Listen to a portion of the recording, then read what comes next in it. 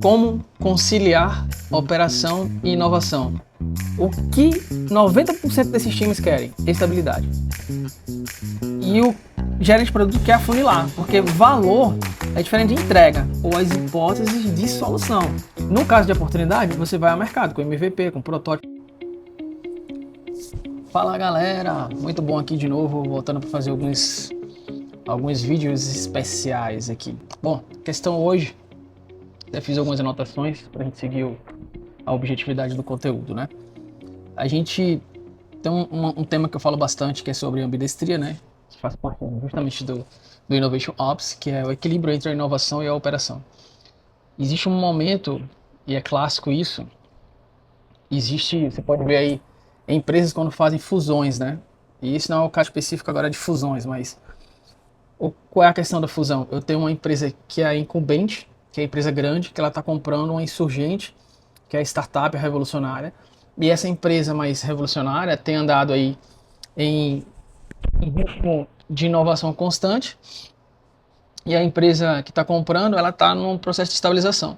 Então isso por si só gera o conflito entre o modelo de inovação mais caótico e o modelo de previsão e processos e qualidade de ambientes que estão procurando a estabilidade. Toda empresa procura estabilidade. Esse é o princípio da coisa.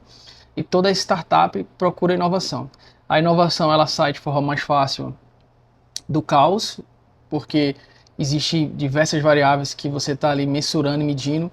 Então, quanto mais entropia, melhor, né? Quanto mais informação, mais coisas novas, melhor. E a empresa estabilizada tem outro patamar. Então, para a gente começar aqui com as anotações, a questão é o título, né? O título é o que a gente chama de como ser ambidestro. Você sabe que o próprio Steve Jobs, ele separou equipes fisicamente.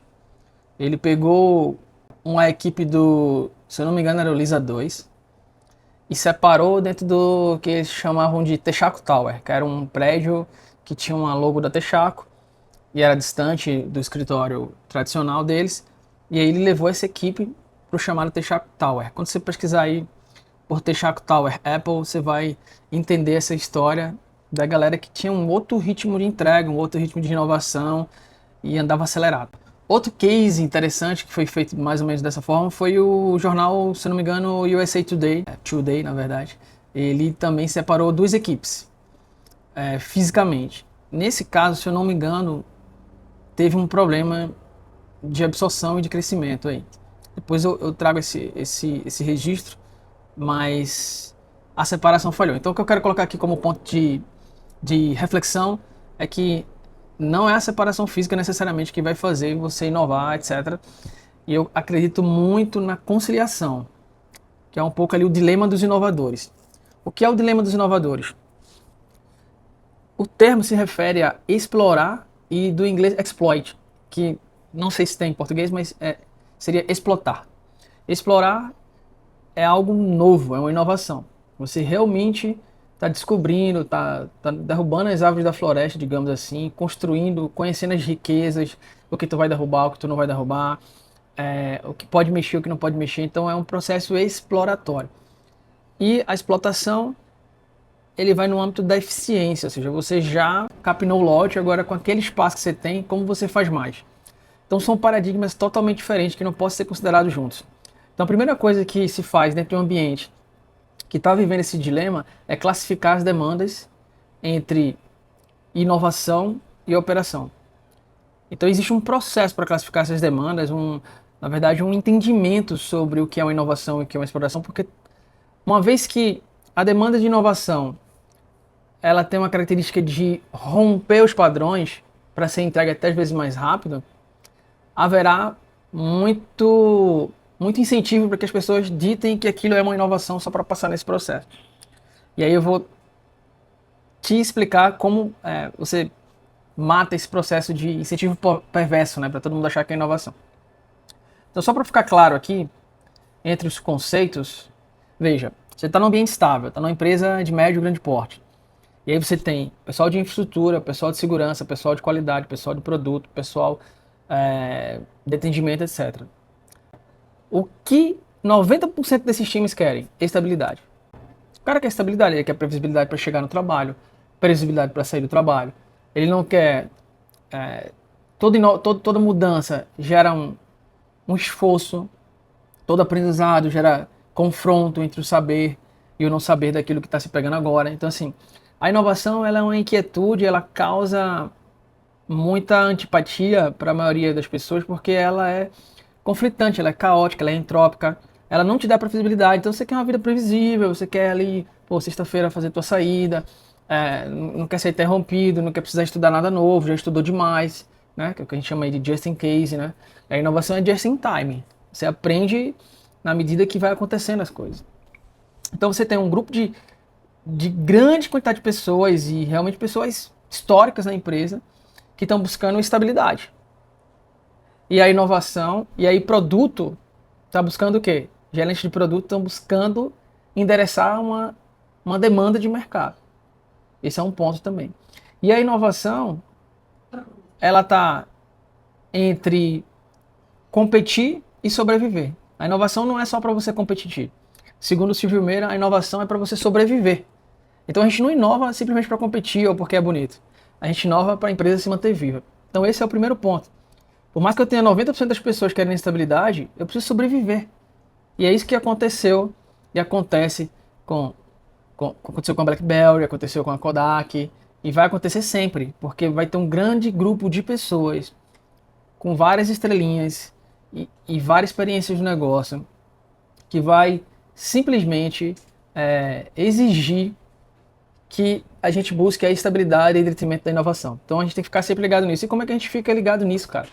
A gente começa a mensurar a quantidade de esforço e demandas que são do âmbito da inovação e a quantidade de esforço e demanda que são do âmbito da operação. Você classifica isso.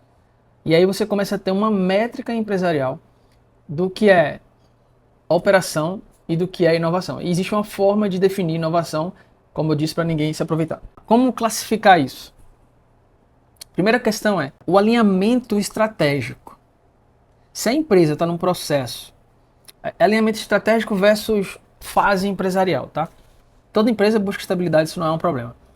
Mas o alinhamento estratégico é assim, eu dou condições para que o negócio seja explorador, explore, innovation, entendeu? Ou eu dou condições que ele seja mais eficiente. De modo geral, 2 anos para frente, 3 anos, 5 anos de empresa, é exploit. Ela quer ser eficiente, ela não quer explorar, ela quer ganhar mais com aquilo que ela tem, fazer mais com menos, não é isso que a gente fala? Então, usando aí um pouco de Pareto, vamos dizer que startups ou insurgentes, 80% do esforço vai ser de inovação, 20% vai ser de ops. Da mesma forma, é o inverso quando você é um incumbente, né? Você vai ter 80% de ops, 20% de inovação. Se tiver dessa forma, já está dentro do equilíbrio. Esse é o primeiro ponto. Segundo ponto, para deixar claro entre lideranças que isso vai bater. Um CTO, cara de tecnologia, ele busca estar fazendo vários entregáveis, que em produto a gente chama de outputs, não outcomes, de tecnologia. Eu já passei por esse cenário, onde o CTO abre várias frentes, porque é o processo e não está errado, e o gerente de produto quer afunilar, porque valor é diferente de entrega, né? Então, para o CTO, ele tem que estar fazendo tecnologia, pô, não interessa. E para o gerente de produto, ele tem que estar entregando valor para o usuário, então a porta é mais estreita. Sendo que aí se confunde entre CTO e CPO, se confunde demais. Ah, eu preciso de um CTO para gerenciar meu produto. Velho, se o cara não for mais para produto, vai dar problema. Vai dar problema porque ele vai abrir uma série de frentes tecnológicas, blockchain, AI, Kafka, não sei o que. Vai ser N coisas em paralelo. E não vai entregar a tempo, porque o negócio que precisa de eficiência precisa de foco. E aí entra uma questão. Não tem que interromper isso, mas tem que ter condições de ser feito. Se você tem equipes, ou horários, ou cronograma, por exemplo, você tem uma mesma equipe de 5 pessoas. Como você vai abrir várias frentes de inovação? Não dá, mas você pode ter uma sexta-feira. Você pega a sexta-feira, é livre para tocar blockchain, para tocar qualquer coisa nova que você queira, AI, as coisas mais inovadoras ali você toca. Você separa um dia, ou um horário para isso. ou um final de semana, ou paga, etc. Mas você tem que separar isso de alguma forma mentalmente. É diferente Ops de Innovation, tá?